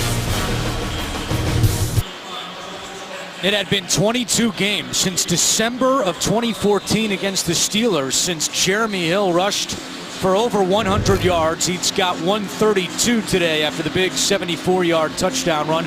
Bengals had not had a 100-yard rusher since week 2 of last year when Bernard went for against the San Diego Chargers. Let's go back to the touchdown run by Jeremy Hill. Well, when you look at it, before the snap, or we're after the shift now already, but you see all the people that the Bengals have over here on the right side. There really is no excuse for the adjustment not to be made by the Cleveland Browns. You see the motion away with LaFell to the backside, and then once Jeremy Hill makes that break up the field, the safety is the last line of defense. You saw the bad angle being taken by the safety. That's where the mistake really was made. That should have been about an 8 to 10 yard run. Bad angle allows a big touchdown. Hogan on first down, incomplete, looking for the fullback, Malcolm Johnson. And we mentioned it right at the beginning of that snap before the touchdown run that Eric Winston was in at right tackle. Marvin Lewis said he wanted to have Cedric Ogbuehi, his starting right tackle, watch a little bit today. Benched him last week for a while against the Patriots. Thought he needed to take a deep breath. Well, he got a great view from the sideline of that big run by Jeremy Hill. And the other thing that was exploited on that play was the youthfulness in the defensive secondary for the Cleveland Browns. Second down. Hogan keeps it himself with room to run again. Kevin Hogan, another Browns first down. A gain of 16 for Kevin Hogan, who's moving closer to going over 100 yards rushing. He's got 88 on the ground. If I'm Marvin Lewis, I'm telling the defensive end every single time at this point, because Kevin Hogan is the one that's killing you. Get up the field and hit him. You're assigned to him every single time. We're going to discourage him from running the ball. Hogan time over the middle, juggled and caught by Crowell. Yeah, that's what they've got to do. You can't let that quarterback run and beat you. If he's going to make a ball fake, make sure the official thinks you think he's got the ball. You got to whack him, and that'll take him right out of that part of their offense pretty quickly. And if Hugh Jackson sees that, he knows he's got no other quarterbacks like other than Terrell Pryor. He's not going to be so prone to calling that play.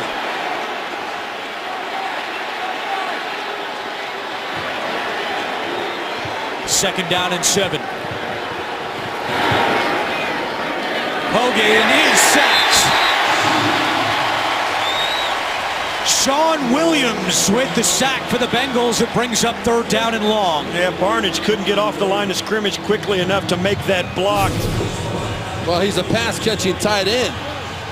He tried to peel back. He just couldn't get his eyes out back fast enough. That's a great blitz by Williams to get in there that quickly. Browns have a new center. Cameron Irving is out with an illness. He's doubtful to return, so John Greco, who has taken snaps at center before, is snapping right now to Kevin Hogan on 3rd and 12. Hogan, incomplete. Duke Johnson didn't appear ready to catch that one. A miscommunication between Hogan and Johnson, and here comes the punter, Britton Colquitt.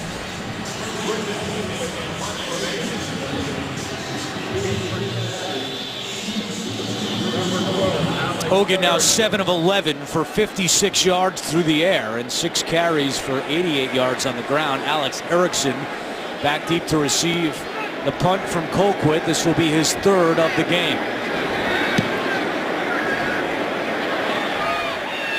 Erickson bobbles it. Picks it back up, and he is hit at the 15-yard line. Alex Erickson, undrafted out of Wisconsin, nearly a big special teams miscue. The NFL on CBS is sponsored by State Farm. Talk to an agent today at 800-STATE-FARM. And by National Mortgage Lender Quicken Loans. Home buy, refi, power.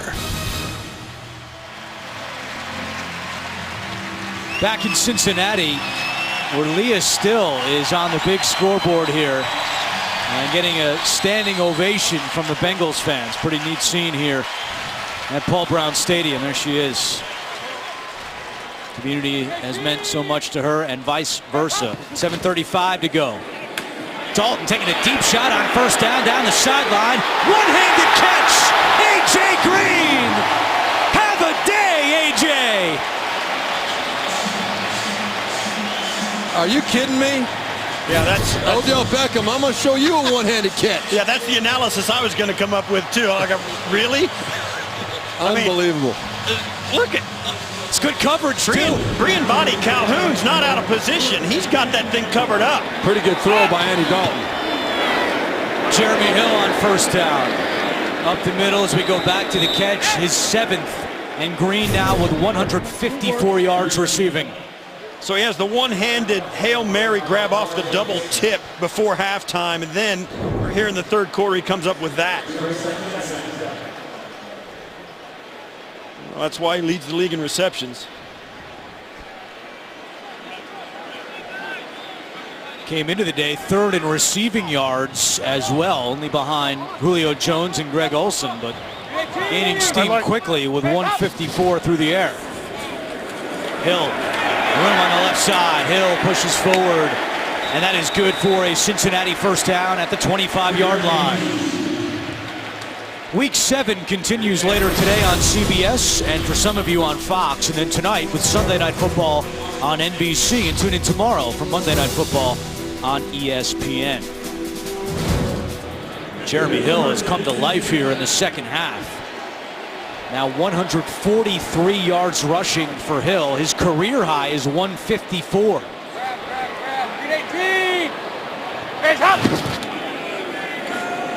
Dalton looking end zone. Incomplete. James Wright, the intended target. Andy Dalton 16 to 22 for 280 yards. Took a hit here from Carl Nassib. I don't know why these teams do this so often. They'll put a tight end blocking a defensive end pass rusher. That was Tyler Croft right there. You're getting your quarterback blindsided with a full head of steam from a defensive lineman. Andy Dalton's too valuable. He can't take shots like that. Last 18 plays for the Bengals. They have 299 yards of offense and 3 touchdowns. 2nd and 10. It's Bernard to the outside and pushed out at the 22-yard line. This is the exact same play they just broke off for a 70-yard touchdown a few minutes ago, and they run it to the other side. You see, they do the shift. They're going to have these two guys come over and try and kick it out to the far side and just run the same play that they broke the big one on the other direction. And this time, the Browns cover it up. Kirksey comes over and makes a nice solid tackle. That's what the Browns will say we should have done on the big touchdown. Tyler Eifert is lined up in the slot, 2nd from the top. He only has 1 catch today for 9 yards. It's 3rd down and 6. Dalton gets rid of it. It's complete, but Boyd is tagged down at the 18-yard line. He's short of a first down, and Mike Nugent will come out to attempt a field goal.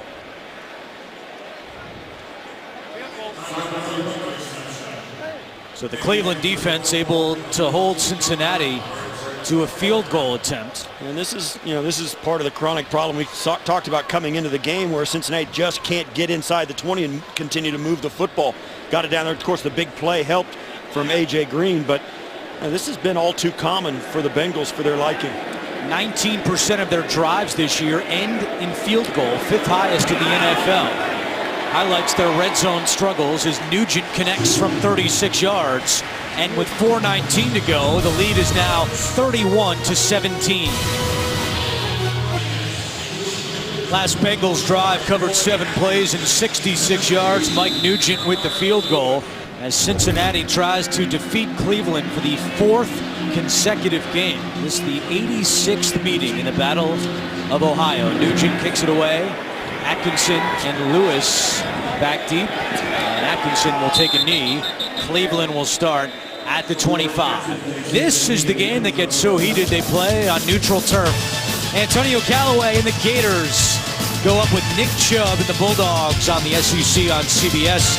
Festivities begin with the CBS College Football Special and College Football Today. John Greco remains at center as Cameron Irving is doubtful to return due to illness. Kevin Hogan at quarterback. If you're just joining us, Cody Kessler ruled out with a concussion. Hogan pump fakes. Now on the move, in trouble, hit as he throws, and it's incomplete. But it was Carlos Dunlap, whose 10.5 QB knockdowns are tied for 6th in the NFL. Yeah, Hogan does a nice job buying some time, tries to get a look down the field, but this is a thing, and that right there is, you know, Browns fans have seen that all too often. This is a point where you got a new quarterback. None of the receivers know exactly what to do when he breaks contain. What's he want them to do? And that's something, you know, you just don't know until you play with the guy. 2nd and 10. Browns on the ground. It'll be 3rd and long. But first, we go back to New York. An NFL Today update. JB and Tony Gonzalez. Tyrod Taylor. Yeah, he's getting it done on both ends of the field. He's got a rushing touchdown, and now he's got a touchdown pass. This one goes to Marquise Goodwin for 67 yards. 17-6. Buffalo is up over Miami. Buffalo looking for 5 in a row. Let's take it back to Andrew. And you saw Tyrod Taylor on the NFL Today with Steve Tasker earlier today on CBS. 3rd down and 8 for the Browns. 3:35 to go, 3rd quarter. Hogan steps up over the middle. Intercepted! Picked off by Sean Williams. Lost the football, and Austin Pastor falls on it. And that'll be a 1st down. Unbelievable. Wow, after all of that, an overthrow by Hogan on a 3rd and 9. It ends up being 1st and 10 from the exact same spot for the Browns. He just overthrows, he airmails Barnidge, throws it right into the waiting arms of Williams, and then smartly gets stripped by Ricardo Lewis. That's just careless with the ball there, too. And Austin Williams. Pastor grabs it. So a huge break for the Cleveland Browns. They get a fresh set of downs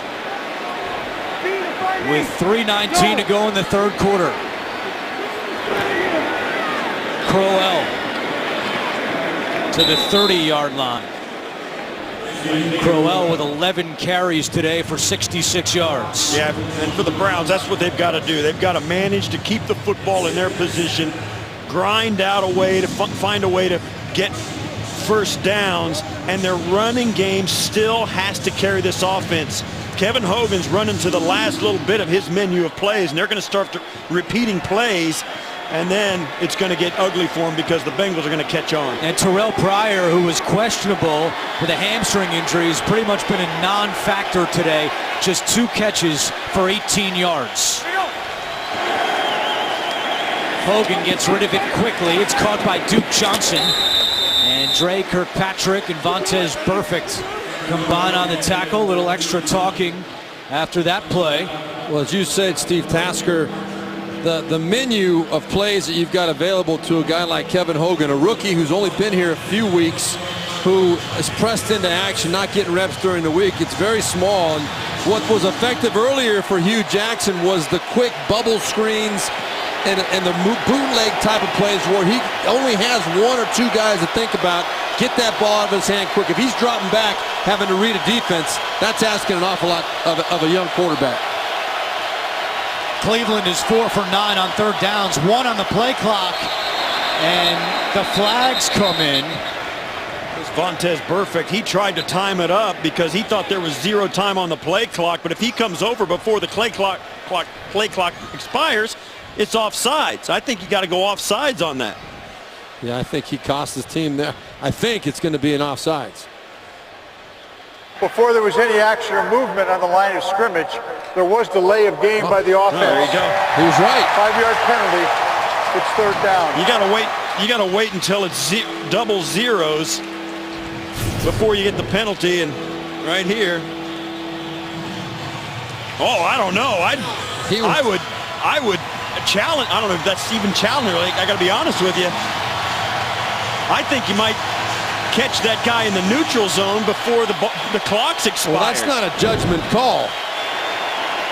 That's a bad call by the official. It cost the Browns 5 yards. So following the penalty, it's 3rd and 11. Hogan steps up, throws over the middle, broken up and incomplete. Burfict had a hand in that one, and out comes the punter, Britton Colquitt. No, I think you're right, though, Steve Tasker. I think that could have been challenged because the clock clearly showed the zeros, but it was after Burfict, I think, had already broken that line of scrimmage. 1:38 to go, third quarter. This is the fourth punt for Britton Colquitt. And a fair catch was called by Adam Jones. There is a flag down. Yeah, I think it's going to be inconsequential. 5-yard running into the kicker. Personal foul, roughing the kicker. Wow. Defense. There was contact with the plant leg. By rule, that's roughing. Wow, 15 that's yards, a huge first call. down. That's enormous, and I'll tell you what, this is one of those times when it's by the rule, that's probably right, but you look at what happened on this play. Watch as Colquitt just gets brushed. And that right there is a 15-yard penalty. And that's one where I don't know, I don't agree with. And Colquitt did go down. He didn't have a chance to come down on that leg, but that's why you got to miss that guy. Yeah, it was the plant leg, his left leg. They're saying, Ed Hockley is saying that if there's any contact with that plant leg, no matter how violent, it's by rule a personal foul. Yeah. And it looked like there was contact with that leg. It might have just brushed it, but. Yeah, Deron Smith came in trying to block that and just couldn't miss that plant leg. Huge break again for the Browns. First and 10 from the 41. Crowell tripped up in the backfield. Michael Johnson closed quickly for the Bengals on defense. Yeah, we've been talking about this all the time. This is one where Kevin Hogan probably would have kept this watch right there. And that was open to the outside. They had it blocked up on the outside, and Hogan, for some reason, decided to hang on to it, maybe because of his personal health, maybe because he's been instructed not to run the football anymore. But that's been a big weapon for them. If they take that away voluntarily, I think it's a big loss for the Browns, their offensive menu. Final minute of the third quarter. Hogan in trouble, and he's sacked. Carlos Dunlap, sack number 5 this year. Well, this is just speed around the edge. He's going up against Cedric Ogbuehi. We talked about how Marvin Lewis told us, right here's Ogbuehi. Nothing fancy. That's just Dunlap running right by him. It was actually Sean Coleman who was in for the Browns on right tackle that play. Well, he's a rookie out of Auburn, 3rd-round draft pick. And you know he hasn't gotten very many reps against anybody who can rush like Carlos Dunlap. It's 3rd and a mile for Cleveland. And they're just going to hand it off to Duke Johnson. And he is tackled from behind, well short of a first. It'll be 4th and long when we come back. That's the end of the third quarter. And the Bengals lead 31-17. Start of the fourth quarter at Paul Brown Stadium. The Bengals lead the Browns 31-17. The Cleveland Browns have lost 9 straight games going back to last year. Trying to avoid an 0-7 start here in 2016 under Hugh Jackson. They'll have to come from behind here in the fourth, and the Bengals are about to get the ball back with Erickson set to return the punt from Colquitt. Erickson moving to his right. This one's going to go out of bounds. Oh, now Erickson fields it before it goes out. And a flag is down. Erickson also down inside the 10.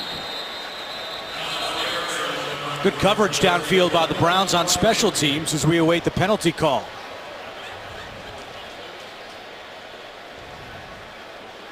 A 54-yard punt by Colquitt and no return, as Ed Hockley discusses with his crew.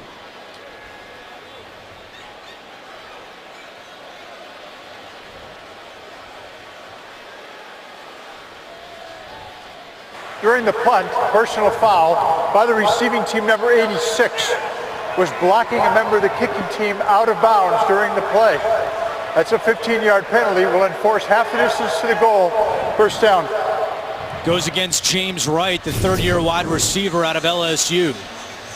Right here's the penalty. Once he goes out of bounds, you can't give to block him. You got to give him a chance to come back in, and that's an easy penalty. So that moves the ball back to the 4-yard line for the Cincinnati Bengals.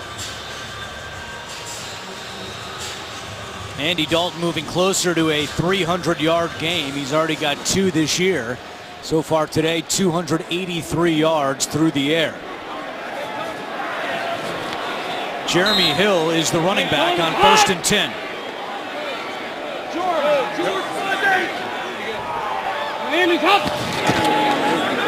The give is to Hill. And it gives Cincinnati a little bit of breathing room. What a day it's been for the Bengals in terms of big plays against the Browns defense.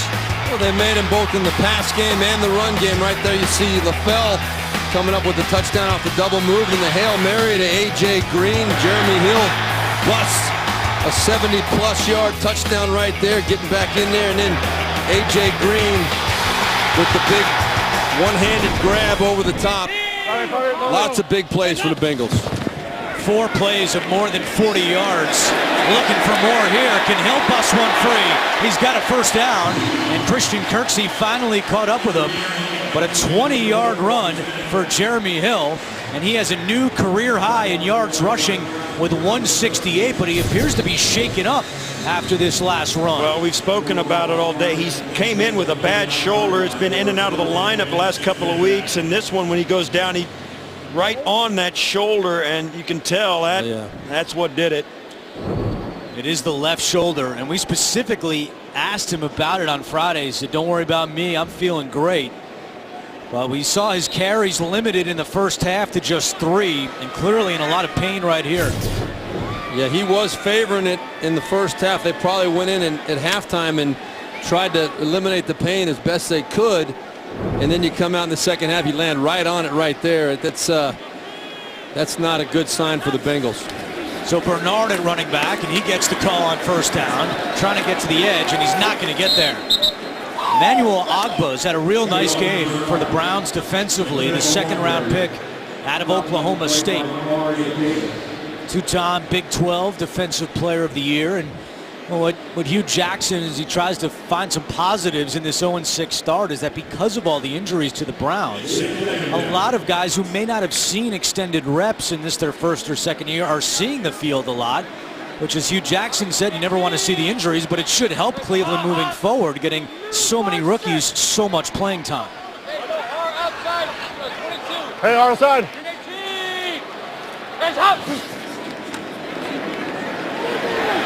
Dalton, incomplete. Pressure was coming as he was trying to connect with Tyler Boyd.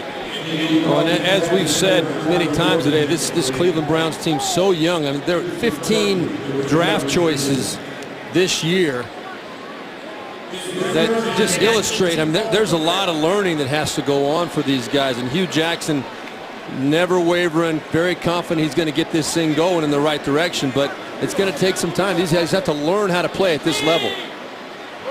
3rd down and 10. Dalton with pressure coming, gets rid of it. It's caught by Burkhead. His first catch of the day. And with that last lunge, he is very close to a first down. Jamar Taylor and Xavier Cooper combine on the tackle, and they're going to move the chains. Yeah, that was a great job by Dalton staying alive, finding Burkhead. Burkhead does a nice job pulling this in. It's low and away from him, as Dalton has to get away from Kirksey, and the pressure's right there. And then he gets out in front of behind the big guys. One stiff arm, and that last little bit is what gives them the first down. That's an enormous, I think, conversion. Even when you're leading by 2 touchdowns, every one of those is critical. First catch this season for Burkhead, just the 18th of his career. Now in his 4th season out of Nebraska. That same counter action. Dalton looking for A.J. Green. He's got him again into Cleveland territory. Out of bounds for a first down, a pickup of 15.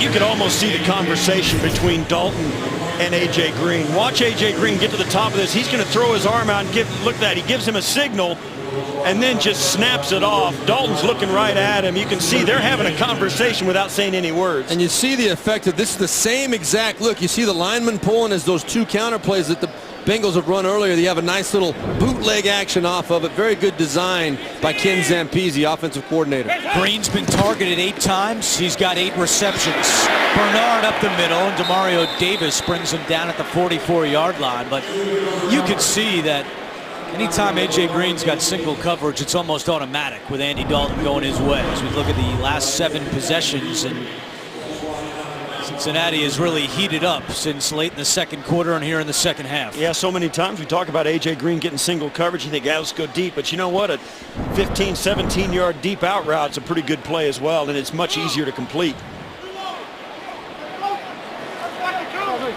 Bernard remains the running back as Hill is walking around on the Cincinnati sideline. It is Gio Bernard. Going back to your point, Steve Tasker.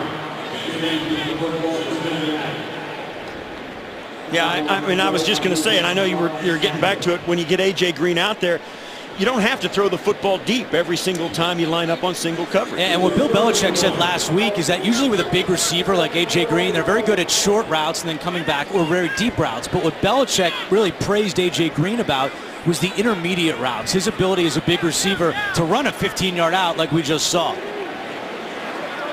Third down and 1. Wait, what? It's Burkhead, and he's still running forward for a first down. Tracy Howard finally catches up to him. Rex Burkhead moving the chains. A gain of 11. The 4th-year player out of Nebraska relishing the opportunity to get to stick the ball up in there. Nice physical run. He's a finisher. Obviously driving those legs, getting down low, keeping those wheels churning. Very nice run. Back to A.J. Green, though.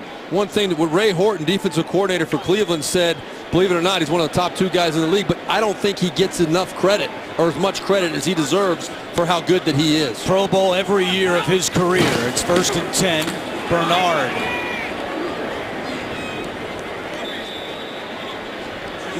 Well, tomorrow on CBS, Matt LeBlanc returns to television in the new comedy Man with a Plan. Don't miss the premiere tomorrow after Kevin Can Wait, right here on CBS. This drive eating up some clock. Inside 9 minutes to go as the Bengals try to stop a 2-game losing streak and get back to 3-4 on the year.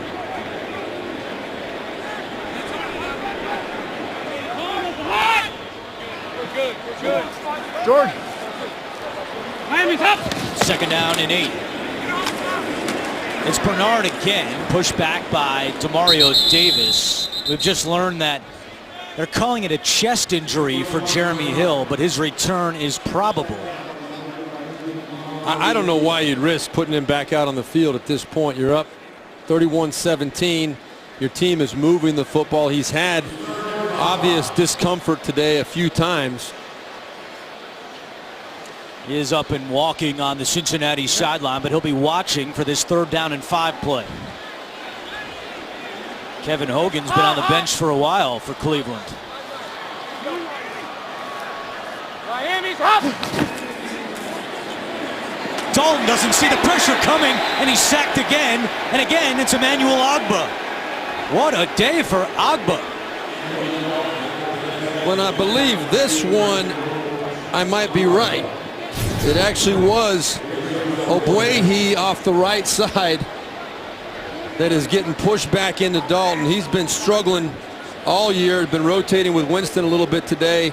Right there, just on roller skates, getting knocked back. Yep. Ogbah has 5 tackles and 2 sacks. And Mike Nugent is out to attempt a 45-yard field goal. Drifting right, and it hits the upright, no good. So that's the 2nd missed field goal today by Mike Nugent. 7:12 to go in the 4th quarter. Browns still hanging in. They trail 31-17. Mike Nugent had missed 2 field goals the entire season, both from beyond 50 yards. Today, he's missed 2 field goals, both inside 45 yards. So With 7:12 to go in the fourth quarter.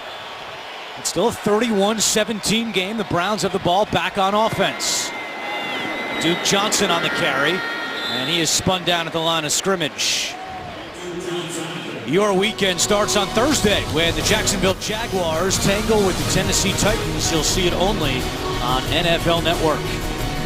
Well, you guys were talking about the menu of plays available to Hogan. How do they move the ball downfield, try to get some big chunk plays? Well, that's the problem. Now, you're down 2 scores, and thank goodness it's not 3 due to the missed field goal by Nugent. But you got to get the ball down the field and make some plays. If you're just going to, Cincinnati will let you just try and grind it out, running the ball, give up 3 or 4 yards a pop. You got to find a way to make plays in the passing game, and you're just so limited right now with Kevin Hogan.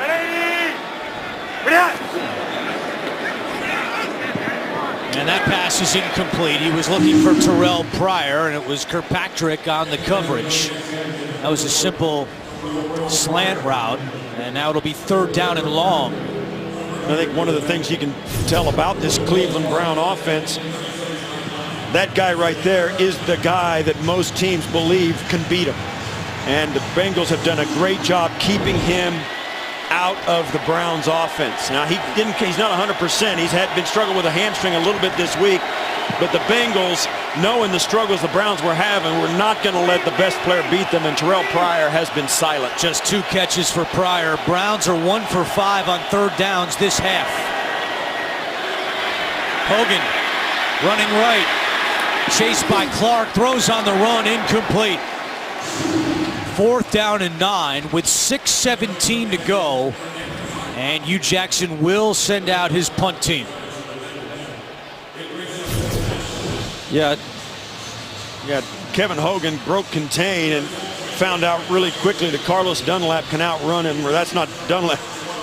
Will Clark. Will Clark can outrun him. There's a lot of guys that Kevin Hogan didn't see at Stanford that can run a lot faster than the guys he was running from in college. So the Bengals had a drive of 7.5 minutes. They didn't get any points off the missed field goal, but Cleveland goes 3 and out, and they're going to put their defense right back out on the field after the fair catch by Erickson. 6:10 to go. Time is running out for the Cleveland Browns. The NFL on CBS is sponsored by T-Mobile. Switch to the network built for unlimited data.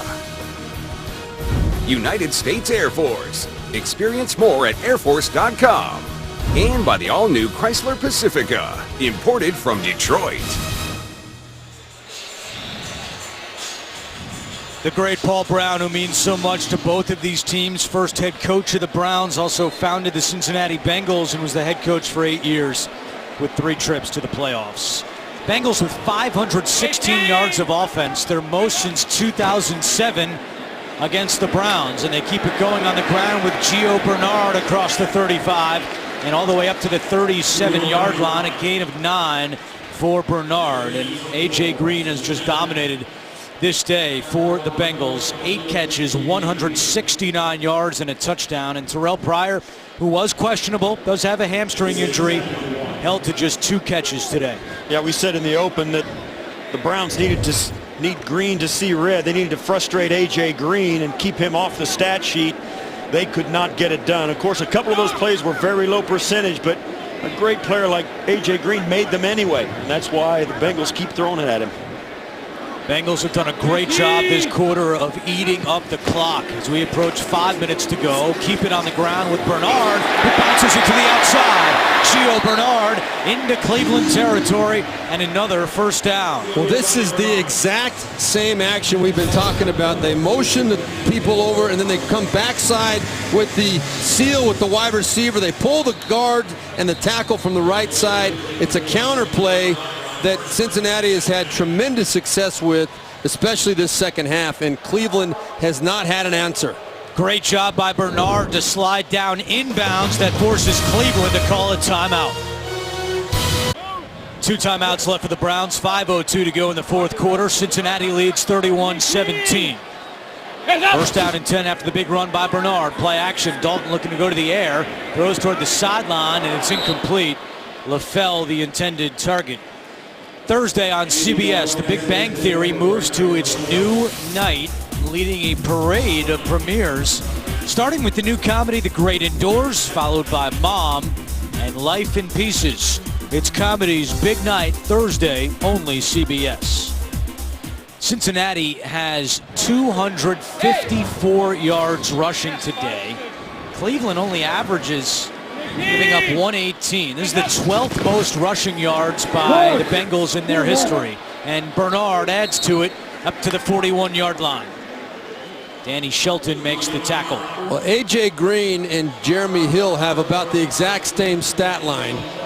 A.J. Green, 8 receptions, 169 yards and a touchdown. Jeremy Hill, 9 rushes, 168 yards and a touchdown. That's an average of 18 yards a carry for Jeremy Hill. Or per reception for A.J. Green. Works both ways. 3rd down and 5 for the Bengals. 4:20 to go.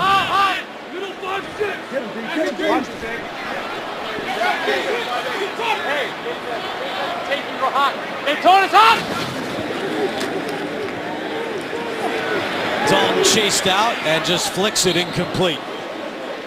Clock stops, 4:04 to go. And Marvin Lewis will send out his punter, Kevin Huber. They're perfectly happy to run some time off the clock, come off the field healthy, and punt the Browns deep into their own end. Only one punt today for Kevin Huber. He's going to try to pin the Browns deep. Tramon Williams is back deep for Cleveland.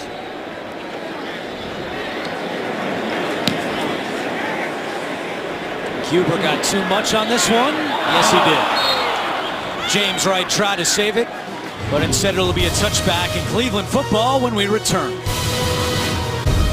The NFL on CBS is sponsored by FedEx, helping small businesses simplify e-commerce. And by Subway. Try the new thick-cut autumn carb turkey sandwich. Back in Cincinnati, and the Bengals trying to close out their 3rd victory of the year. They lead it 31-17. Browns down by 2 touchdowns, getting the ball back at their own 20-yard line. 2 timeouts remaining for Cleveland. 5-5, 5-5.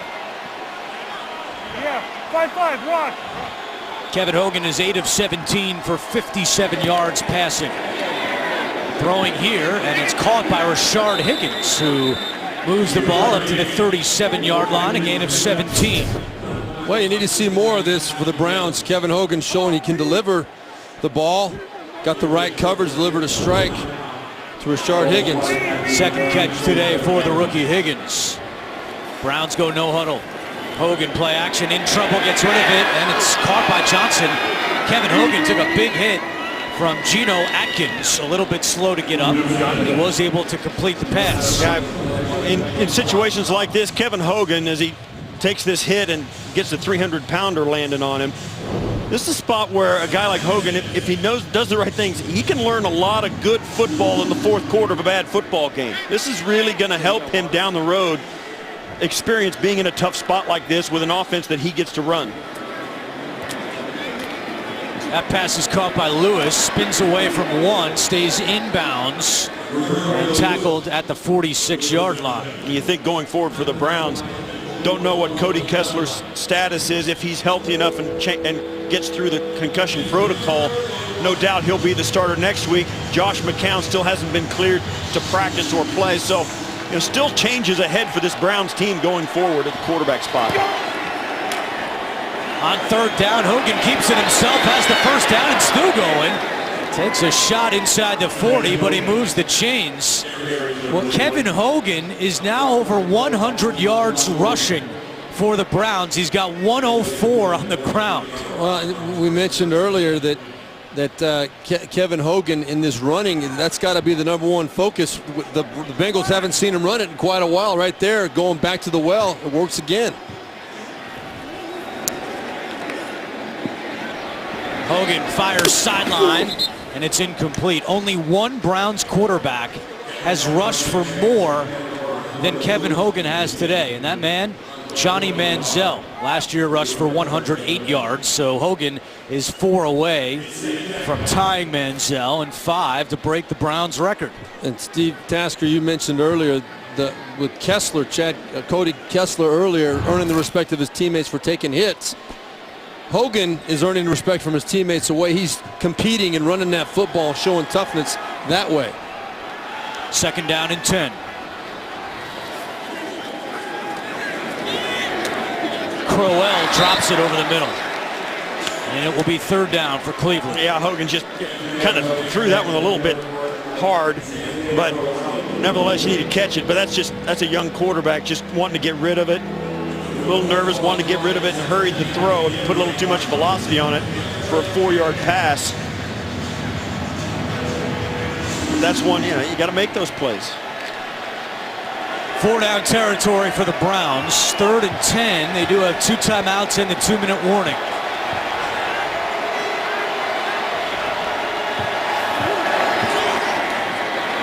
Hogan fires, caught by Barnidge.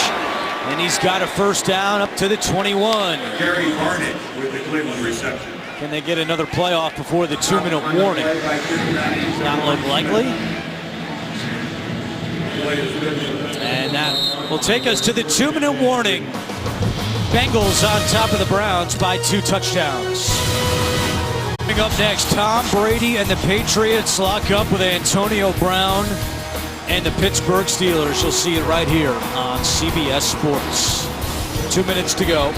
2 timeouts remaining for the Cleveland Browns. They trail by 2 touchdowns. Remember, they did recover an onside kick last week against the Tennessee Titans. Hogan has time, and his pass is deflected and intercepted. Picked off by Vinny Ray. And that should do it.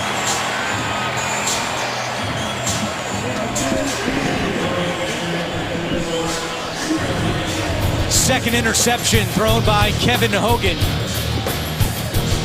Hugh Jackson celebrated his 51st birthday yesterday. Not a very day after that has gone well. Not a very happy day after for Jackson, as his team is about to fall to 0-7, which matches the 2nd worst start in franchise history, as Burkhead gets the call on 1st down.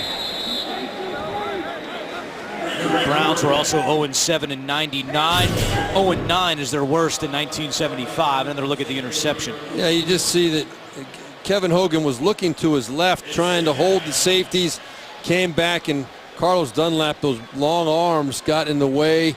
And Kevin Hogan says, what else could possibly he did everything right. Go wrong? He thought he had a nice shot at a big play, and Dunlap just got his hand in there. Hugh Jackson elected not to call his final 2 timeouts, so Cincinnati will just run out the clock, go to 3 and 4. Bengals off to London next week as Burkhead runs it to the left side. Yeah, I said, Hogan did everything right on the interception. He looked the safety off. You see so many young quarterbacks struggle with doing. Then he came back and didn't realize that, the pressure was in his face, and that's the worst kind of interception to throw for a quarterback. You think you've got to play, you release the ball, and it doesn't get there. Bengals will take on Washington in London next Sunday, while the Browns go home to take on the New York Jets. We talked a lot today about the youth of the Browns, and they do have some good young players that are coming up and doing some things very well. The problem is, when you have a young team, the thing that gets overlooked is that you're not ever going to be very deep. And the injuries that they've had to key spots, you get younger and less experienced as you get injuries if you're a young football team. Burkhead, and that should be the final play of the game. Andy Dalton and the Bengals offense with 559 yards of offense, 271 on the ground. Bengals win 31-17. Stay tuned for game 2 of our doubleheader, the Patriots and the Steelers. For Steve Tasker, Steve Berline, Andrew Catalan saying so long here from Cincinnati. You've been watching the NFL on CBS. Coming up, the NFL Today update. Scores and highlights right after this.